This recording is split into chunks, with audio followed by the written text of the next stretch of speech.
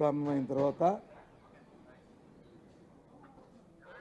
Regular business ఈ రోజు నుంచి ప్రారంభమైంది.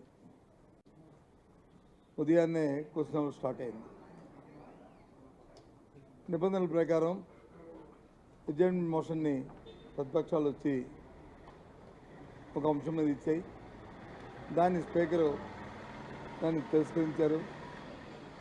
అయినప్పటికీ కూడా ప్రభుత్వం వచ్చి దాని మీద స్టేట్మెంట్ ఇవ్వడానికి తయారుగా ఉంటున్న నేపథ్యంలో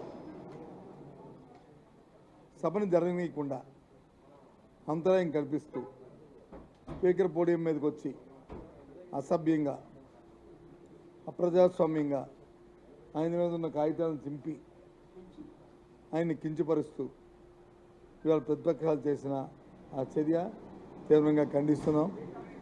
ఇది ప్రజాస్వామ్యంలో ఇది మంచి సాంప్రదాయం కాదు.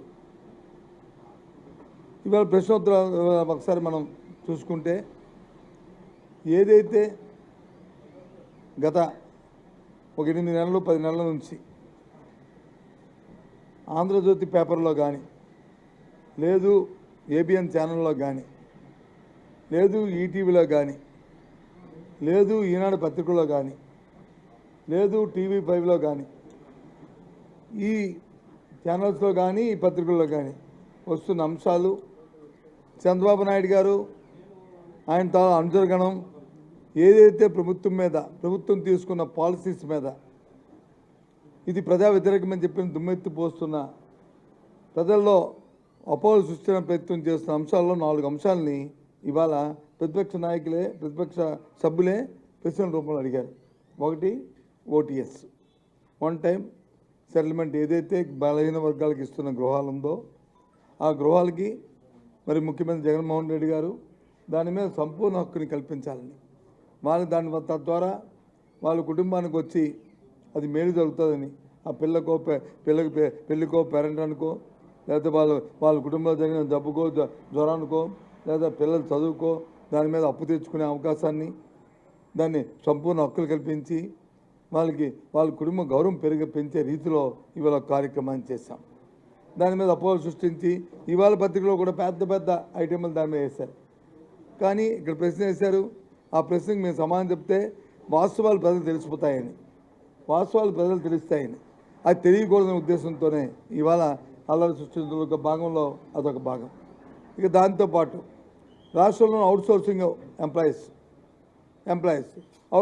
ఎంప్లాయీస్కి వచ్చి జగన్మోహన్ రెడ్డి గారు పాదయాత్రలో ఆయన ఎంతమందో కలిసిన తర్వాత ఆయన అధికారంలోకి వచ్చిన మరుక్షణమే ఏదైతే మా మున్సిపల్ అడ్మినిస్ట్రేషన్ డిపార్ట్మెంట్లో ఉన్న శానిటరీ వర్కర్స్ ఉన్నారో వాళ్ళకి ఇస్తున్న 12,000 రూపాయల వేతనానికి ఇంకో 6,000 రూపాయలు 50% కలిపి హెల్త్ అలవెన్స్ కింద ఇచ్చి 18,000 రూపాయలని వాళ్ళకి శాలరీగా ఫిక్స్ చేయడం జరిగింది. మొన్న జరిగిన పిఆర్సీ మీటింగ్ అయిన తర్వాత కూడా వేతన సవరణ జరిగినప్పుడు కూడా ఈ 12,000ని 15,000 రూపాయలు చేసి ఇప్పుడు 20 ప్లస్ 6,000 21,000 రూపాయలు కూడా పెంచడం జరిగింది. దాంతోపాటు రెగ్యులేషన్ వచ్చి ప్రభుత్వం వచ్చి ఒక విధానమైన ఒక సబ్ కమిటీని వేసి కార్యక్రమం చేయడం జరిగింది. దాని మీద కూడా ప్రశ్న వేశారు. ఇది వాళ్ళ ఎంప్లాయీస్ తరఫున సానుభూతిగా మేము ఏదో ఎంప్లాయీస్ తరఫున పోరాడతామని చెప్పడానికి ఒక అపోహను కల్పించడానికి ఈ ప్రభుత్వం ఏదో చేయలేదని చెప్పడానికి చేశారు. అవన్నీ వాస్తవాలు వచ్చి మేము ప్రజల ముందు పెడదాం మరి సభ ద్వారా వాళ్ళకి కూడా తెలియని ఉద్దేశంతో పూర్తి డీటెయిల్స్తో మేము వచ్చాం. అంశానికి కూడా మరి దానికి కూడా అవకాశం లేకుండా ఇవాళ చేయడం జరిగింది. ఇక రాష్ట్రంలో ముఖ్యమంత్రి గారు వచ్చి రైతు పక్షపాతిగా ఒక నిర్ణయం తీసుకున్నారు. ఆ నిర్ణయం ఏంటంటే ప్రభుత్వం నిర్ణయం పండిన ప్రతి పంటకి ప్రతి గింజకి ఈ ప్రభుత్వం మద్దతు ధర ఇచ్చి దాన్ని మరి ఓపెన్ మార్కెట్లో దానికి మద్దతు ధర ఉండాలి. లేనప్పుడు ప్రభుత్వమే దాన్ని ప్రకృతి చేయాలనేది ఓ నిర్ణయంగా తీసుకున్నాం. ఆ నేపథ్యంలో ధాన్యం సేకరణలో ఉన్నకి 21 రోజులు టైం బౌండ్ పెట్టాం. ఆ ప్రకారం ఇస్తున్నాం.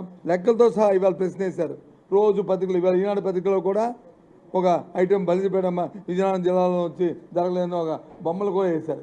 దాని మీద పూర్తి వివరణ ఇవ్వడానికి మరి మా మంత్రి గారు మా అధికారులు అందరూ కూడా ఇవాళ తయారుగా మరి ఉంటే అది ప్రజలకు వచ్చి ఎక్కడ వాస్తవాలు చెప్తాము, ఎక్కడ ఎంత దానికి ఇంతవరకు ఎన్ని టన్నులు ప్రొక్యూర్మెంట్ చేశాము, ఎంత డబ్బులు ఇచ్చాము, ఎంత పెండింగ్ ఉంది, ఎంత అవసరం ఉంది, ఆ వాస్తవాలు తెలిసిపోతాయనే దురుద్దేశంతో ఇవాళ వచ్చి ఇవాళ పెట్టిన ఏదైతే ఈ అల్లరి ఉందో సభలో చేస్తున్న గందరగోళం చేస్తూ అల్లరి చేస్తూ సభను నడిపించడం అందులో భాగంగా ఇదొక అంశం ఉంది. ఇక రైతు భరోసాకి 100% రాష్ట్ర ప్రభుత్వం కట్టుబడి ఇస్తున్న ప్రతి రైతుకి ఇస్తుంది. వాటితో పాటు కేంద్రం ఇస్తున్న అంశాన్ని కూడా మనందరికీ తెలుసు. ఆ అంకెలతో సహా ఇస్తున్నాం. రోజు పత్రికలో వచ్చి ఇవ్వట్లేదు, అది ఇవ్వలేదు, ఇది ఇవ్వలేదు అని చెప్పిన అపోహ కల్పనలో సృష్టిస్తూ ఇవాళ దాని మీద కూడా ప్రతిపక్ష సభ్యులతో మన ఆ పత్రికలు, ఆ యాజమాన్యాలు వీళ్ళు, ఎందుకంటే వాళ్ళు చంద్రబాబు నాయుడు అందరూ ఒకే కూటికి ఒకే కాటికి చెందినవారు కాబట్టి వాళ్ళు దానికి కూడా సమాధానం చెప్పడానికి పూర్తి సమాధానంతో మరి మా మంత్రులు వచ్చి మరి సభలో కూర్చుని అన్ని తయారుగా అంకెలతో సహా వాస్తవాలు అన్నింటినీ తెస్తే అది కూడా జరగనీకంట చేశారు. దీన్ని బట్టి చూస్తుంది ఏంటంటే వీళ్ళు ఏదైతే విమర్శలు చేస్తున్నారో బయట ఏదైతే విమర్శలు చేయడానికి చేస్తున్నారో ఈ పత్రికలు కానీ తెలుగు ప్రతిపక్షం ఉన్న చంద్రబాబు నాయుడు కానీ చంద్రబాబు నాయుడు కోటరీ సభ్యులు కానీ అవన్నీ కూడా వాస్తవాలు కాదు. ఇవాళ సభలో కానీ దీనికి కానీ సమాధానాలు వస్తే ఇవన్నీ కూడా అవాస్తవాలను తెలిసిపోతాయి. మన తాలూకు బండారం బయటపెట్టిపోద్ది. ఊరికి మసలు కన్నీ కాల్స్తున్నాము అనే విషయం తెలిసిపోద్దని చెప్పి ఇవాళ సభ జరగకుండా వాళ్ళు వచ్చి అడ్డుకోవడం అనేది జరుగుతుంది. చాలా దురదృష్టకరం. ఎందుకంటే సభ విలువని, సమయాన్ని, ప్రజాధనాన్ని ఈ రకంగా మరి దుర్వినియోగం చేయడం అనేది సాంప్రదాయం కాదు. ఇది సాంప్రదాయం కాదు. బాధ్యతల సంఖ్య ఎంత అనేది కాదు. సభలో మేము 150 మంది ఉన్నామా, 20 మంది ఉన్నారా అనేది కాదు. ఇది బాధ్యతల ప్రతిపక్షంగా బాధ్యతల ఒక శాసనసభ్యులుగా ప్రజల తరపున ప్రజల తాలూకా ఆలోచనని, ప్రజల తాలూకా అభిప్రాయాన్ని ప్రతిబింబించడానికే ఇవాళ సభ. మరి దాన్ని సక్రమంగా వినియోగించుకోక దాన్ని దుర్వినియోగం చేసుకుంటూ అల్లర్లు గొడవలు పెట్టుకొని ఏదో సానుభూతి పొందాలని ఇలాంటి కన్స్ట్రక్టివ్ ఆలోచన లేకుండా చేస్తున్న చాలా దుర్మార్గం ఇది. ప్రజలు తగిన నాస్తి, తగిన బుద్ధి చెప్పక తప్పదు. ఇంకా వాళ్ళకి వచ్చి ఇంకా బుద్ధి వచ్చేటట్లు ప్రజలు రాబోయే కాలంలో చెప్తారు. ఏదైనప్పుడు కూడా ఈ ప్రభుత్వం ప్రజా సంక్షేమానికి ఏవైతే అంశాలు చెప్పి అన్నిటికీ కూడా ప్రభుత్వం కట్టుబడి సంక్షేమానికి ప్రభుత్వం తీసుకున్న నిర్ణయాన్ని తూచా తప్పకుండా 100% చేస్తారని తెలియజేస్తూ ఇవాళ సభలో వీళ్ళ ప్రవర్తనని వీళ్ళు ఏదైతే ఈ రకంగా చేస్తారో దాన్ని తీవ్రంగా మేము ఖండిస్తున్నాం. ఎక్కడైనా బుద్ధి తెచ్చుకుని చంద్రబాబు నాయుడు గారు మీరు ఎక్కడ వెళ్తే వెళ్ళండి, జగన్ కూడా తప్పేముంది, వెళ్ళి చూసేయండి, తప్పేముంది. వాస్తవాలు అయితే మీకు వాళ్ళు చెప్తారు, తప్పేముంది. కానీ మీరు అక్కడికి వెళ్ళారని ఇక్కడ సభని వీళ్ళు కూడా తీసుకెళ్ళండి. ఎవడొద్దాడు తీసుకెళ్తున్నారు. మరి ప్రశ్న వేస్తారు కదా, మరి ప్రశ్నకి ప్రజల తరపునే కదా మీరు అడుగుదామని వేశారు. మరి దాని సమాధానం తెలుసుకోకపోతే ఎలాగా? ఏంటి మీ స్ట్రాటజీ? దానివల్ల మీకు ఉరిగేది ఏంటి? మీరు ప్రజలు చేస్తున్న న్యాయం ఏంటి? అంటే మీరు ఎంతవరకు చెప్తున్న అబద్ధాలే కదా, ఎంతవరకు వచ్చిన వాస్తవాలు కాదని పత్రికలో వస్తున్న అబద్ధ కల్పన అనేది మరి రుజువైంది కదా ఇవాళ. కాబట్టి ఇవన్నీ కూడా చీప్ ట్రిక్స్, ఇవన్నీ కూడా చిన్నపిల్లల తాలూకా చేష్టల్లాగా ఉన్నాయి తప్ప కన్స్ట్రక్టివ్ ఏమనేది నా అభిప్రాయంగా తెలియజేస్తున్నాను. ఏదండి మృతులకు సంబంధించి హై లెవెల్ ఎంక్వైరీ దేనికి? మృతులకు సంబంధించిన వాస్తవాలను మా డిప్యూటీ సీఎం గారు వెళ్ళారు, చూసి వచ్చారు. ఎందుకు జరిగిందా అనేది చూశారు. వాళ్ళందరికీ ఇప్పుడు హౌస్లో స్టేట్మెంట్ ఇస్తున్నారు. స్టేట్మెంట్ అయిన తర్వాత మీరు మాట్లాడిన హౌస్లో ప్రభుత్వంతో చర్య ఏదండి నకిలీ మద్యమో అనే టీడీపీ అన్నప్పుడు దానికి ఎవిడెన్స్ పెట్టుకోవాలా? నకిలీ మద్యంలో మనకి పూర్వం ఇన్సిడెంట్ చూసాము. ఒకేసారి మూకుమ్మడిగా ఒక 5గురో 10 మందో వాళ్ళ అది వెళ్ళి హాస్పిటల్లో చేరడమో. ఆ రోజు కాకినాడలో రోసయ్య గారు ముఖ్యమంత్రిగా ఉన్నప్పుడు, నేను మంత్రిగా ఉన్నప్పుడు ఆ రోజు అప్పుడు జరిగింది కాకినాడలో. నకిలీ మద్యంతో నా మిత్రాలది కలపడం వల్ల మా మనుషులు చనిపోవడం కాకుండా కళ్ళు కూడా పోయి మనం కాకినాడ హాస్పిటల్లో మనం చేర్చి ఎంత ఇబ్బంది పడ్డాము. తర్వాత విజయవాడలో కల్తీ మద్యం జరిగింది. ఆ రోజు 5గురు చనిపోయారు. ఇది అలా కాదు కదా. క్రమేణా ఒక 4 రోజుల్లోనో ఒక 8 రోజులు 2 నెలల్లోనో ఇవన్నీ జరిగినాయి. అవి మా చూసిన తర్వాత ఆ కుటుంబ సభ్యులు చెప్తుంది ఏంటంటే మా వాడు ఎక్కువగా మద్యం సేవించిన అలవాటు ఉంది, అలవాటు వల్ల చనిపోయారు అంటున్నారు. కొంతమంది 63 సంవత్సరాలు ఉన్నారు, కొంతమంది 65 ఉన్నారు, కొంతమంది 45 ఉన్నారు. అవన్నీ కల్తీ మధ్య ఉన్నప్పుడు అవన్నీ కూడా ఒక ఊరు దగ్గరే ఒక ఇంట్లోనే జరిగిందా లేదా అని చూస్తే అవేం కనిపించట్లేదు. అయినప్పటికీ కూడా ప్రభుత్వం అప్రమత్తంగా ఉంది, దాని మీద పూర్వపరాలు తీస్తుంది. అవన్నీ కూడా అప్రమత్తం మా ప్రభుత్వం బాధ్యత అది. ఇంత ఒకేసారి ఇంతమంది 10 మంది చనిపోయారు, 15 మంది ఊళ్ళో చనిపోతున్నారంటే ఎందుకు చనిపోతున్నారని కొనుక్కొని ప్రభుత్వం బాధ్యత. దాని మీద తప్పకుండా ప్రభుత్వం దాని మీద విశ్లేషణ చేస్తాం. అది కానీ వాళ్ళు చెప్పినట్టుగా అయితే కంప్లైంట్ ఉండాలి కదా, మరి పోస్ట్మార్టం చేయాలి కదా, ఆ కుటుంబ సభ్యులు సరే ఇవ్వాలి కదా. మరి ఇవ్వబట్టి ఒకటి ఇచ్చారు ఇచ్చేటప్పుడు అదే చెప్పాను నేను ఉదయం కూడా తెలిసింది. మా వాడు ఫస్ట్ వచ్చి మా వాడు ఎక్కువ తాగేసి వారంలో బట్టి తాక్కుని ఉన్నారండి, భోజనం కూడా చేయలేదని చెప్పారు. మన్నాడు వచ్చి చెప్పారు, మళ్ళీ అరగంటలో మళ్ళీ మార్చారు.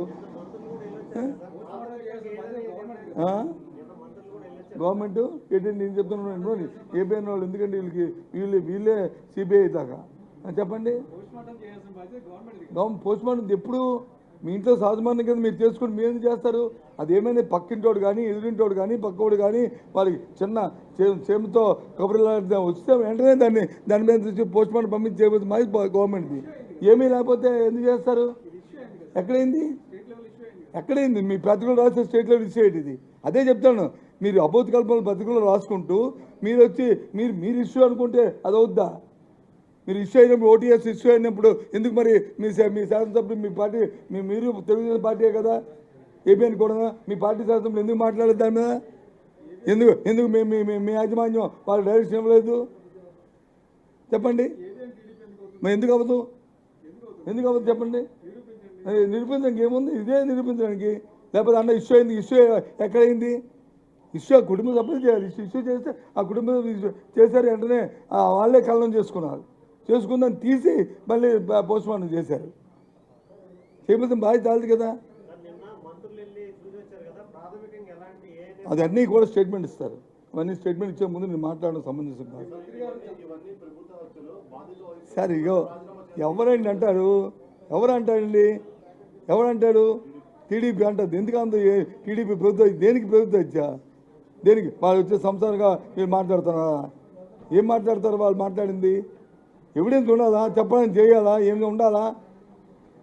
ఈ పత్రికలు రాస్తే వీళ్ళు అనేస్తారు ఏంటి? అందుకే నేను చెప్తున్నాను, అది కరెక్ట్ కాదు కదా. ఏది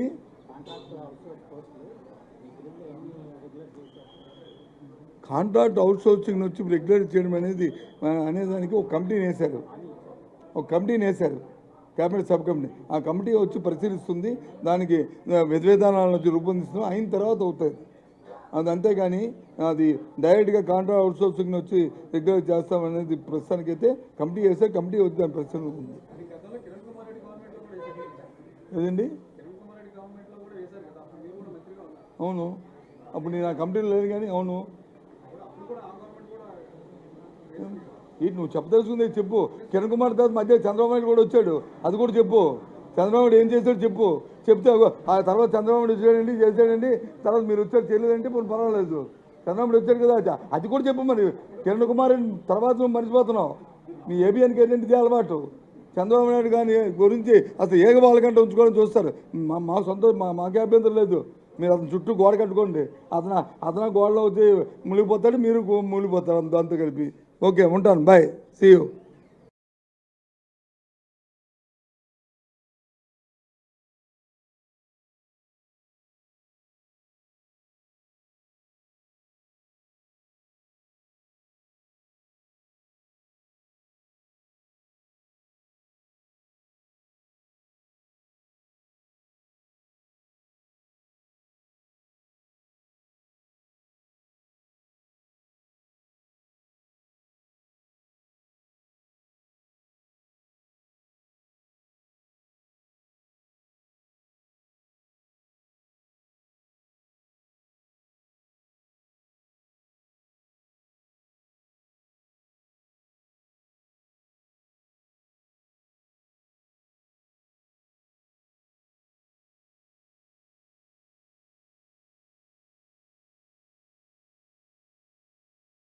Budget by Sri Kurasala Kannababu, Minister for Agriculture. Please, మీ అభిప్రాయాలు చెప్పండి, తర్వాత పార్టిసిపేట్ చేయండి. మీ పార్టిసిపేషన్లో చెప్పండి సార్. అధ్యక్ష, మీ పార్టిసిపేషన్ చెప్పండి. అధ్యక్ష, 2022-23 సంవత్సరానికి గాను వ్యవసాయ బడ్జెట్ని ప్రవేశపెడుతూ ఉన్నా. గౌరవ సభాపతి, గౌరవ ముఖ్యమంత్రి వర్యులు, సహచర మంత్రివర్యులు, గౌరవ సభ్యులందరికీ నా హృదయపూర్వక నమస్కారాలు. ప్రజల కడుపు నింపడానికి నిరంతరం కష్టపడుతున్న రైతులకు ఈ సభ తరపున మనస్ఫూర్తిగా కృతజ్ఞతలతో నమస్కరిస్తున్నా. పాలకుడు ప్రజారంజకుడైతే ప్రకృతి హర్షిస్తుంది, కరుణిస్తుంది, వర్షిస్తుంది. ఆంధ్రప్రదేశ్లో పాలన జగన్మోహనమైంది. అందుకే రైతన్న హర్షించేలా వర్షాలు కురిశాయి, పంటలు కళకళలాడుతున్నాయి. రైతు బాగుండాలి, వ్యవసాయం వర్ధిల్లాలని మనస్ఫూర్తిగా నమ్మి పనిచేస్తున్న మన ముఖ్యమంత్రి శ్రీ వైఎస్ జగన్మోహన్ రెడ్డి గారి కలలు వాస్తవ రూపం దాల్చుతున్నాయి. ఆయన నాయకత్వంలో ఈ దేశంలోనే మన వ్యవసాయ రంగం ఎన్నో విజయగాథల్ని నమోదు చేస్తోంది. దేశంలో వ్యవసాయ రంగంలో మన రాష్ట్రం మొదటి స్థానంలో ఉందని కేంద్ర ప్రభుత్వం 2 ఏళ్లకోసారి ప్రకటించే గుడ్ గవర్నెన్స్ సూచి 2021 ఈ విషయాన్ని వెల్లడించింది. ఇది కాకుండా తాజాగా వ్యవసాయ రంగంలో ఆంధ్రప్రదేశ్ నెంబర్ 1 స్థానంలో ఉందని స్కోచ్ గవర్నెన్స్ అవార్డు ఇచ్చింది. కోవిడ్ కష్టకాలంలోనే కాదు, 6 కాలాల్లోనూ రైతు వెన్నంటి ఉండి సాయం అందించడం వల్లనే ఇది సాధ్యమైంది. విత్తనం నుంచి పంట విక్రయం వరకు అడుగడుగునా ప్రభుత్వం అండగా నిలవాలన్న గౌరవ ముఖ్యమంత్రి సంకల్పం సత్ఫలితాలు ఇస్తోంది. అధికారంలోకి వచ్చినప్పటి నుంచి మొక్కవోని దీక్షతో తప్ప మొక్కుబడిగా ఎప్పుడూ ఈ ప్రభుత్వం పనిచేయలేదు. కరోనా వచ్చినా, ఎన్ని కష్టాలు వచ్చినా రైతులకు చేస్తామన్న సాయాన్ని, అమలు చేస్తామన్న పథకాలని ఆపలేదు, ఆలస్యం చేయలేదు. రైతుకు సాయం చేసే విషయంలో రెండో ఆలోచనే లేదని మాటల ముఖ్యమంత్రి కాదు, చేతల ముఖ్యమంత్రి నిరూపించుకున్న శ్రీ వైఎస్ జగన్మోహన్ రెడ్డి గారికి రైతాంగం తరపున కృతజ్ఞతలు చెబుతున్నాను. రైతులు మన నుంచి కోరుకునేది గౌరవం, ఉత్తమ సేవలే కానీ జాలి కాదు అని ముఖ్యమంత్రి శ్రీ వైఎస్ జగన్మోహన్ రెడ్డి గారు పదే పదే చెప్తారు. రైతు గౌరవాన్ని పెంచే విధంగా వివిధ పథకాలు, కార్యక్రమాలతో వెన్నుదన్నుగా ఉంటూ ముందుకు కదులుతున్నాం. వ్యవసాయ రంగంలో జాతీయ అభివృద్ధి రేటు కన్నా మన రాష్ట్ర వృద్ధి రేటు అధికమని ఈ సందర్భంగా తెలియజేస్తున్నాను. 2020-21లో జాతీయ స్థాయిలో 7.5% నమోదు కాగా రాష్ట్రం 10.39% వృద్ధి రేటుని సాధించింది. అదేవిధంగా 2021-22లో జాతీయ స్థాయిలో 9.8% నమోదు కాగా రాష్ట్ర వృద్ధి రేటు 14.5% సాధించింది. అధ్యక్ష, మన ప్రభుత్వం వచ్చిన ఈ 33 నెలల కాలంలో రైతు పక్షపాతి గౌరవ ముఖ్యమంత్రి శ్రీ వైఎస్ జగన్మోహన్ రెడ్డి గారు చిరునవ్వుతో వ్యవసాయ ఇతర అనుబంధ రంగాల కోసం సుమారు 1,10,000 కోట్ల రూపాయలను ఖర్చు చేసిన విషయాన్ని ప్రకటిస్తున్నాం.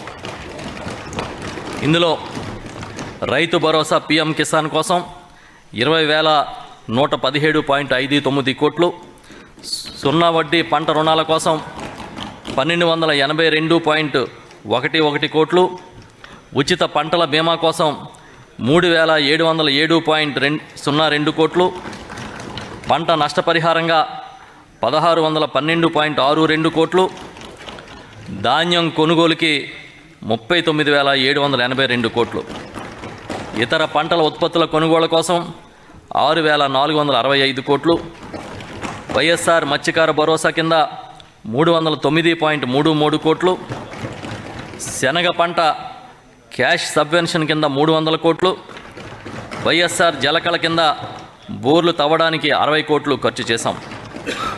గత ప్రభుత్వ బకాయిలైన వడ్డీ లేని పంట రుణాలు, పావలా వడ్డీ బకాయిలు 784.71 కోట్లు, విత్తన బకాయిలు 384 కోట్లు, ధాన్యం కొనుగోలు బకాయిలు 960 కోట్లు, పంటల బీమా బకాయిలు 716 కోట్లు, రైతులకు ఇవ్వాల్సిన ఎక్స్గ్రేషియా 23 కోట్లు, మొత్తం కలిపి 2,771 కోట్లు ఈ ప్రభుత్వం అంతే నిబద్ధతతో చెల్లించిందని సగర్వంగా తెలియజేస్తూ ఉన్నా. రాష్ట్ర ప్రభుత్వం వ్యవసాయ విద్యుత్ సబ్సిడీలకు సంబంధించి గత ప్రభుత్వ బకాయిలు సుమారు 8,500 కోట్లు చెల్లించింది. దీనితో కలిపి ఒక విద్యుత్తు కోసమే ఈ ప్రభుత్వం అధికారంలోకి వచ్చిన తర్వాత 36,630 కోట్లు ఇప్పటి వరకు చెల్లించిందని ఈ సభకు తెలియజేస్తూ ఉన్నా. గత ప్రభుత్వం 5 ఏళ్ల కాలంలో 15,279 కోట్ల రుణమాఫీ చేస్తే ఒక్క వైఎస్ఆర్ రైతు భరోసా పీఎం కిసాన్ కింద 33 నెలల కాలంలోనే 20,117.59 కోట్లు ఈ ప్రభుత్వం చెల్లించింది. దీన్ని బట్టి ఈ ప్రభుత్వం ఏ విధంగా రైతుల పక్షాన్ని నిలబడి సాయం చేస్తుందో సులువుగానే అర్థం చేసుకోవచ్చు. నవరత్నాలు ప్రకటించి ఎంతటి నిబద్ధతతో అమలు చేస్తున్నామో అంతకు మించి రైతాంగం కోసం ఎన్నికల ముందు చెప్పినవే కాదు చెప్పనివి కూడా చేస్తున్నాం.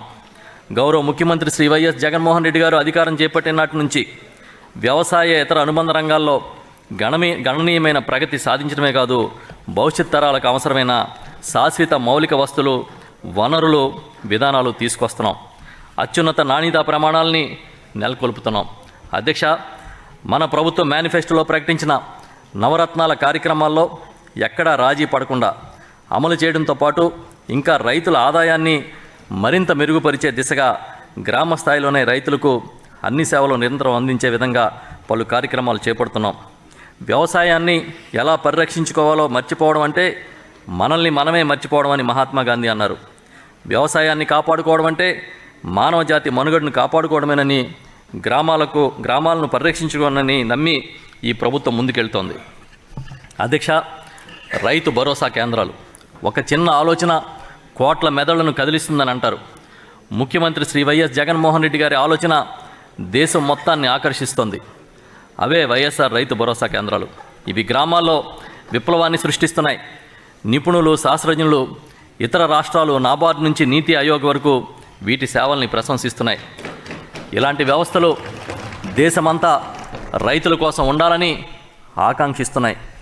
రైతుకు సంబంధించి ఏ అవసరమైన రైతు భరోసా కేంద్రాలు ఏకీకృత సేవా కేంద్రాలుగా సేవలు అందిస్తున్నాయి. కల్తీ లేని నాణ్యమైన ధృవీకరించిన విత్తనాలు, ఎరువులు, పురుగు మందులు, పశుదాణా సహా అన్నిటినీ సమకూర్చే కేంద్రాలుగా ఇవి పనిచేస్తున్నాయి.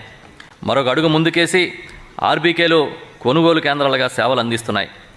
ఈ క్రాప్ నమోదు మొదలుకొని పంటల బీమా, పంట నష్టపరిహారం అందించే వరకు, పశు వైద్య సేవల నుంచి ఆక్వారంగ సేవల వరకు, రైతు శిక్షణ విస్తరణ నుంచి కమ్యూనిటీ హైరింగ్ సెంటర్ వరకు అన్ని సేవలు ఇక్కడే లభ్యమవుతున్నాయి.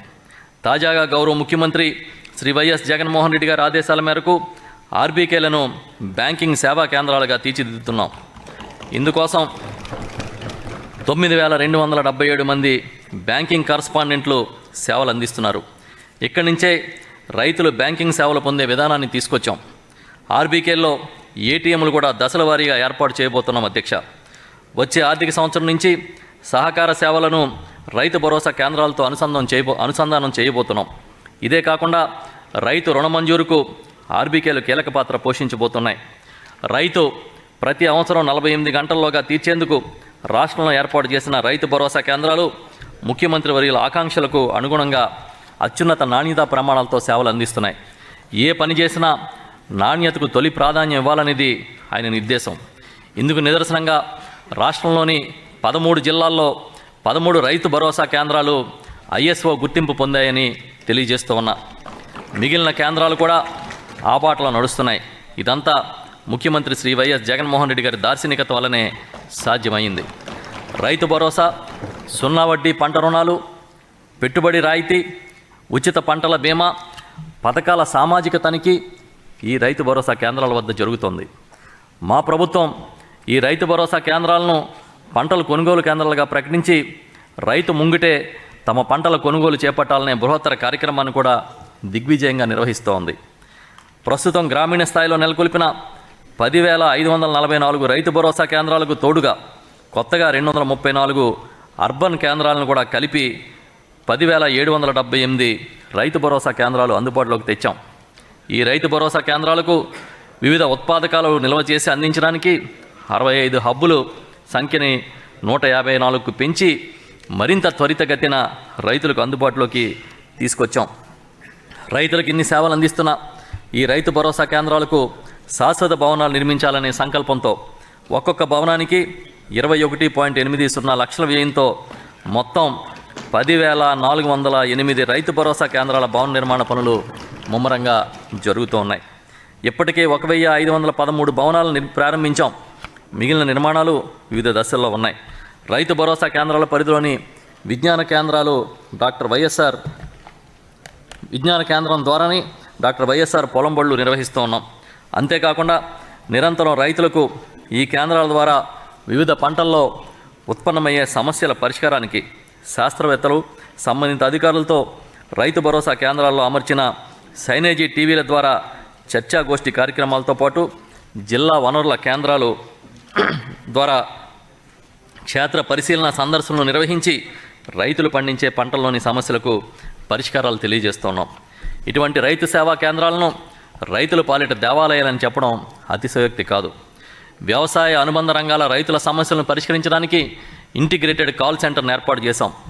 రైతులు నేరుగా తమ సమస్యలు, సందేహాలని టోల్ ఫ్రీ నెంబర్ 155251కి ఫోన్ చేసి పరిష్కారం తెలుసుకోవచ్చు. ఇప్పటి వరకు 4,31,875 కాల్స్ ద్వారా వచ్చిన సందేహాలని నివృత్తి చేయగలిగామని ఈ సందర్భంగా తెలియజేస్తున్నాను. ఈ క్రమంలోనే ఇవి రైతుల ఆదరమానాలతో పాటు వివిధ రాష్ట్రాల ప్రశంసలు, సంస్థల కితాబులు అందుకున్నాయి. అధ్యక్ష, ఆర్బీకేలకు ప్రశంసలు, పురస్కారాలు ఇక్కడ ప్రస్తావిస్తున్నా.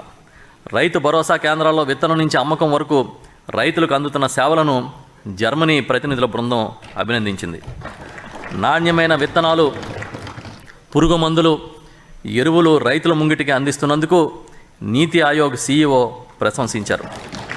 గ్రామ స్థాయిలో సేవలు అందిస్తున్న రైతు భరోసా కేంద్రాల ఏర్పాటు ఆవశ్యకతను FAO కంట్రీ డైరెక్టర్ అభినందించారు. సాంకేతికత, సేంద్రియ పంటల ధృవీకరణకు కావలసిన సాయం అందించేందుకు ప్రభుత్వంతో వారు భాగస్వామ్యం అయ్యారు. ఆర్బీకేలతో అనుసంధానం అయ్యేందుకు ఒప్పందం చేసుకున్నారు.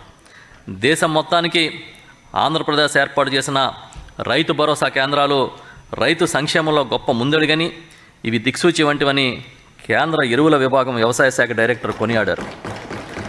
రైతు భరోసా కేంద్రాల్లో కియోస్కుల ద్వారా రైతు కోరిన ఉత్పాదకాల పంపిణీ, రైతుకు గిట్టుబాటు ధర, పంట ఉత్పత్తుల కొనుగోలు వంటివి అద్భుతమైన సేవలని కేరళ వ్యవసాయ శాఖ మంత్రి ప్రశంసించారు. ఇక్కడికి వచ్చి పరిశీలించారు. అధ్యక్ష, గ్రామ స్థాయిలో ఒకే చోట రైతులకు ఇన్ని రకాల సేవలు అందించడం చాలా గొప్ప విషయమని తెలంగాణ వ్యవసాయ శాఖ మంత్రి ఇక్కడికి వచ్చి పరిశీలించి పొగిడారు. అధ్యక్ష, గౌరవ ముఖ్యమంత్రి శ్రీ వైఎస్ జగన్మోహన్ రెడ్డి గారి దార్శనికతకు ఈ రైతు భరోసా కేంద్రాల నిదర్శనమని గుజరాత్ వ్యవసాయ అధికారుల బృందం ప్రశంసించింది. రైతు సంక్షేమంలో ఆంధ్ర అద్భుతం. ఆర్బీకేలతో రైతుల చేరువలో సేవలు ఉన్నాయని రామన్ మెగాసిసే అవార్డు గ్రహీత పి సాయినాథ్ అభినందించారు. అధ్యక్ష, 2021 సంవత్సరానికి గోల్డెన్ స్కోచ్ అవార్డు రైతు భరోసా కేంద్రాలు గెలుచుకున్నాయి. అనతి కాలంలోనే 1,00,000 మంది రైతులు సభ్యత్వం కలిగిన ఆర్బీకే ఛానల్కు యూట్యూబ్ నుంచి సిల్వర్ బటన్ అవార్డు వచ్చింది. అధ్యక్ష, ఈ రైతు భరోసా కేంద్రాల్ని మరింత బలోపేతం చేయడానికి 2022-23 బడ్జెట్లో కేవలం నిర్వహణ కోసం 18 కోట్లు ప్రతిపాదిస్తున్నాం. అధ్యక్ష, వ్యవసాయానికి యాంత్రీకరణ చాలా అవసరం. కూలీల లభ్యత తగ్గడం, వ్యయం పెరగడం వంటి అంశాలను దృష్టిలో పెట్టుకుని ఈ ప్రభుత్వం మొదటి నుంచి యాంత్రీకరణకు ప్రాధాన్యత ఇస్తోంది. ఇప్పటికే కమ్యూనిటీ హైరింగ్ కేంద్రాలు ఆర్బీకేలకు అనుసంధానంగా చేయగా ఈ ఆర్థిక సంవత్సరం నుంచి రైతులకు వ్యక్తిగత యంత్ర పరికరాలు రాయితీపై అందించాలని ముఖ్యమంత్రి శ్రీ వైఎస్ జగన్మోహన్ రెడ్డి గారు నిర్ణయం తీసుకున్నారు. రైతుల నుంచి వస్తున్న విజ్ఞప్తుల దృష్ట్యా ఈ పథకాన్ని ఎక్కువ మంది రైతులకు ఉపయోగపడే విధంగా తీర్చిదిద్దుతున్నాం. స్ప్రేయర్లు, టార్పాలిన్లు మొదలుకొని ఏ పనిముట్లు కావాలో ప్రణాళిక చేస్తున్నాం. సకాలంలో సాయం అందకపోతే పెద్ద ప్రయోజనం ఉండదు. ఏ సాయమైనా సకాలంలో అందించాలన్నది ముఖ్యమంత్రి గారి నిర్ణయం. ఇన్పుట్ సబ్సిడీ ఏ సీజన్లో పంట నష్టపోతే ఆ సీజన్లో ఇవ్వడం గొప్ప విషయం. రైతులే ఆశ్చర్యపోతున్న రీతిలో సీజన్ ముగియక ముందే ఇన్పుట్ సబ్సిడీ ఇస్తున్న ప్రభుత్వం మనదే. దేశంలో ఎక్కడ ఈ విధంగా ఇన్పుట్ సబ్సిడీ ఇస్తున్న పరిస్థితి లేదు. అధ్యక్ష, అధిక స్థాయిలో ఆహార ధాన్యాల ఉత్పత్తి. మన ప్రభుత్వం ఏర్పడిన మొదటి సంవత్సరంలోనే రాష్ట్రంలో ఆహార ధాన్యాల ఉత్పత్తి ఎన్నడూ లేనంతగా రికార్డు స్థాయిలో 175 లక్షల మెట్రిక్ టన్నుల దిగుబడి వచ్చింది. 2020-21 సంవత్సరంలో ప్రకృతి సహకరించుకున్న గత ప్రభుత్వ హయాంలో కన్నా అధికంగా 165 లక్షల మెట్రిక్ టన్నుల ఆహార ధాన్యాల దిగుబడి సాధించాం. ఈ దిగుబడి 2014-18 మధ్యకాలంలో కన్నా అధికమని తెలియజేస్తున్నా.